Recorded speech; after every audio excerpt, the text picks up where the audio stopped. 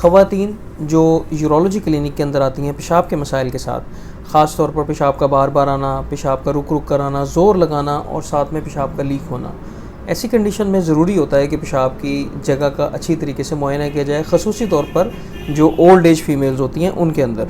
अब इनका एग्ज़ामिनेशन करना क्यों ज़रूरी है? ये देखने के लिए कि ओवरऑल वजाइनल हेल्थ कैसी है, उसकी हाइजीन कैसी है, इसके अलावा कोई बल्ज तो नहीं महसूस हो रहा, मतलब कोई जिस्म तो बाहर नहीं आ रहा, जिसको प्रोलैप्स बोलते हैं। प्रोलैप्स का मतलब ये कि कोई जिस्म जो है वो ज़नाना रस्ते से बाहर आ रहा होता है। अमूमी तौर पर ऐसा ओल्ड एज के अंदर होता है। इसके रिस्क फैक्टर हम आगे जाके जानेंगे। आज हमने डिटेल से जानना है कि प्रोलैप्स की क्या क्या वजूहात हो सकती हैं और पेशाब के क्या क्या मसाइल इस वजह से हो सकते हैं।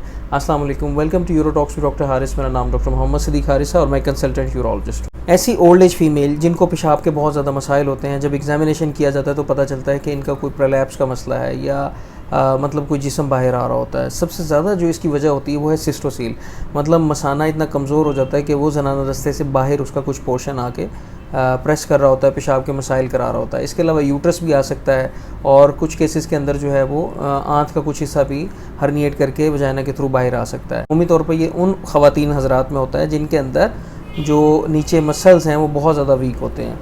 ऐसी कंडीशन को पेल्विक ऑर्गन प्रोलैप्स बोला जाता है और जैसे मैंने बताया इसकी सबसे बड़ी वजह जो इसकी होती है वो सिस्टोसील होती है या मसाना जिसके अंदर बाहर आ जाता है। इसकी वजह से क्या क्या मसाइल हो सकते हैं? जब भी कोई प्रोलैप्स होता है तो पेशेंट को बहुत ज़्यादा एक तो प्रेशर फील होता है, नीचे हैवीनेस फील होती है, बल्ज महसूस होता है। इसके अलावा पेशेंट को बहुत ज़्यादा उसकी क्वालिटी ऑफ लाइफ डिस्टर्ब हो सकती है, बहुत ज़्यादा परेशान हो सकती है, उसकी सेक्शुअल लाइफ बहुत ज़्यादा डिस्टर्ब होती है।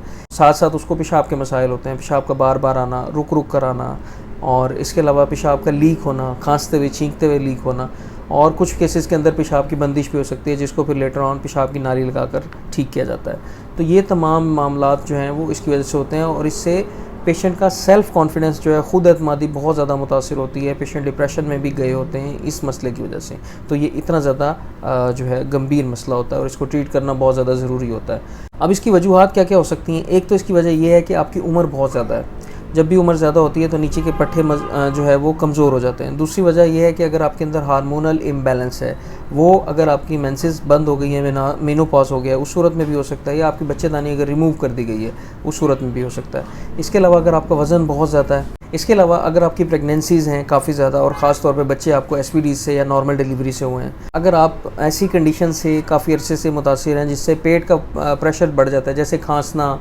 और इसके अलावा कॉन्स्टिपेशन है, और अगर आप हैवी वेट लिफ्टर हैं या वज़न उठाती हैं, कोई ऐसा काम करती हैं, तो उसकी वजह से भी नीचे प्रेशर पड़ के हर्निएशन हो सकती है, नीचे जो है वो जिस्म जो है वो बाहर निकल सकता है। तमाम वजूहात हैं जिसकी वजह से ऑर्गन जो है वो प्रोलैप्स कर जाता है। जब भी ऑर्गन प्रोलैप्स होता है तो सबसे पहले आपने अपने यूरोगायनेकोलॉजिस्ट या यूरोलॉजिस्ट या गायनेकोलॉजिस्ट से मिलना है। वो आपको अच्छे तरीके से हिस्ट्री लेगा, एग्जामिन करेगा। अगर महसूस हुई ज़रूरत तो अल्ट्रासाउंड, पेशाब के टेस्ट और कुछ और टेस्ट भी हैं जो करा के देखे जा सकते हैं। सबसे ज़्यादा जो इंपॉर्टेंट चीज़ है वो है लोकल एग्जामिनेशन या पेल्विस का एग्जामिनेशन। और इसकी जो ट्रीटमेंट है वो 3 तरीके से की जाती है। इसको या तो हम कंजर्वेटिवली मैनेज कर सकते हैं, या कोई पैसरीज यूज़ कर सकते हैं, या फिर सर्जिकल ऑप्शंस हैं इसके लिए। जो कंजर्वेटिव मैनेजमेंट है उसके अंदर अपने वज़न को कम करना है, एक्सरसाइज करनी है, रूटीन अच्छी बनानी है और कीगल एक्सरसाइजेज करनी है। पेल्विक फ्लोर जो नीचे के हैं उसको मजबूत करना है ताकि उसके पट्टे मजबूत हों और स्ट्रेंथ आए नीचे, जिसकी वजह से हर्निएशन कम हो। दूसरे नंबर पर पैसरीज होती हैं, रिंग पैसरीज होती हैं और भी बहुत तरह की पैसरीज होती हैं जैसे आप देख रहे हैं।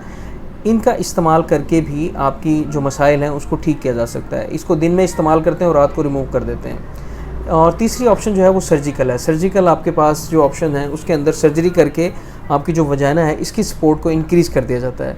इसको लेप्रोस्कोपिकली भी कर सकते हैं, वजाइना के थ्रू भी कर सकते हैं और चीरे वाले ऑपरेशन के पेट के थ्रू भी कर सकते हैं। ज़्यादातर जो एडवांस चीज़ है वो उसमें लेप्रोस्कोपिकली जो आपकी है वो फिक्सेशन कर देते हैं। जो इसके पट्टे होते हैं, जो यूट्रस के या आसपास की एरिया जो नीचे हर्निएट कर रही है उसके पट्टों को फिक्स कर देते हैं अच्छे तरीके से। वहाँ पे जो है वो स्टिच लगा देते हैं, मैश लगा देते हैं, जिसकी वजह से वहाँ पे उसकी सपोर्ट सिस्टम जो है वो बेसिकली इम्प्रूव हो जाता है, जिसके नतीजे में उसकी हर्निएशन ख़त्म हो जाती है और अल्टीमेटली पेशेंट के जो मसाइल हैं वो बेहतर हो जाते हैं। तो this is all about pelvic organ prolapse. इसके अलावा अगर आपके कोई भी क्वेश्चन है तो लाजमी आपने शेयर कर दें, इंशाल्लाह हम उसको ज़रूर जवाब देंगे।